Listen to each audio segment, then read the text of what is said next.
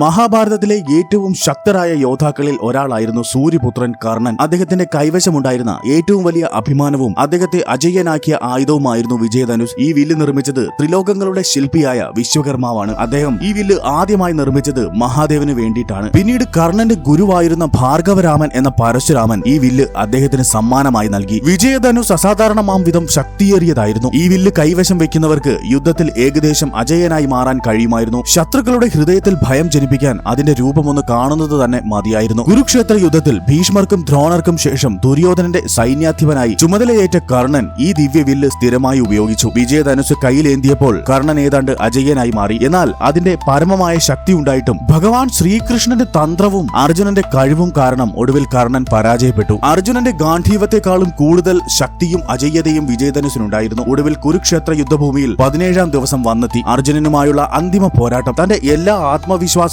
ശാപത്തെക്കുറിച്ചുള്ള ഭയവും മാറ്റിവെച്ച് യുദ്ധം ആവശ്യപ്പെട്ട ആ നിമിഷം കർണൻ വിജയധനുസെടുത്തുയർത്തി. ഞാൻ വലിച്ചപ്പോൾ വില്ലിൽ നിന്ന് ഇടിമുഴക്കം പോലുള്ള ശബ്ദവും മിന്നൽ പിണർ പോലുള്ള പ്രകാശവും ഉണ്ടായി. കർണൻ പൂർണ്ണമായും അജയ്യനായി മാറി. അർജുനന്റെ ഗാന്ധീവത്തെ പോലും നിഷ്പ്രഭമാക്കിക്കൊണ്ട് കർണൻ യുദ്ധക്കളത്തിൽ താണ്ഡവമാടി. അർജുനനെ തളർത്താൻ ഈ വില്ലിന്റെ ശക്തിക്ക് കഴിഞ്ഞു. ഇത് കണ്ട ഭഗവാൻ ശ്രീകൃഷ്ണൻ അർജുനനോട് പറഞ്ഞു, പാർത്ഥ, കർണൻ ഈ വിജയധനുസുമായി പോരാടുന്നിടത്തോളം കാലം നിനക്ക് അവനെ തോൽപ്പിക്കാൻ കഴിയുകയില്ല. അവന്റെ ശക്തിക്ക് ഒരു തടസ്സം വരുന്ന ഒരൊറ്റ നിമിഷം മാത്രമേ ഉള്ളൂ. അതാണ് നിന്റെ അവസരം. അങ്ങനെ കർണന്റെ തേരുചക്രം മണ്ണിൽ പൂണ്ടു. ആ ബ്രാഹ്മണന്റെ ശാപം ഫലിച്ചു. തേരുചക്രം ഉയർത്താൻ ശ്രമിക്കുന്നതിനിടയിൽ യുദ്ധത്തിൽ ശ്രദ്ധ തെറ്റുകയും ശക്തി കുറയുകയും ചെയ്ത കർണന്റെ കൈകളിൽ നിന്ന് വിജയധനുസ് അല്പം അകന്നു. ആ നിരായുധമായ നിമിഷം വിജയധനുസ് അദ്ദേഹത്തിന് തുണയാവാതെ പോയി. ശ്രീകൃഷ്ണന്റെ നിർദ്ദേശപ്രകാരം അർജുനൻ ഒടുവിൽ കർണനെ വധിച്ചു. ലോകം കണ്ട ഏറ്റവും വലിയ യോദ്ധാക്കളിൽ ഒരാൾ യുദ്ധക്കളത്തിൽ വീണു. യുദ്ധം അവസാനിച്ച ശേഷം വിജയധനുസ് എന്ന ദിവ്യമായ വില്ല് അതിന്റെ വീരനായകനായ കർണന്റെ ഓർമ്മകൾ മാത്രം പേറി യുദ്ധഭൂമിയിൽ നിശ്ചലമായി. പിന്നീട് യുദ്ധശേഷം അതിന്റെ മുൻ ഉടമയും ഗുരുനാഥനുമായ പരശുരാമന്റെ ആശ്രമത്തിലേക്ക് സുരക്ഷിതമായി എത്തിച്ചേർന്നുവെന്ന് വിശ്വസിക്കപ്പെടുന്നു. അവിടെ പരശുരാമന്റെ കൈകളിൽ വിജയധനുസ് വീണ്ടും വിശ്രമിച്ചു.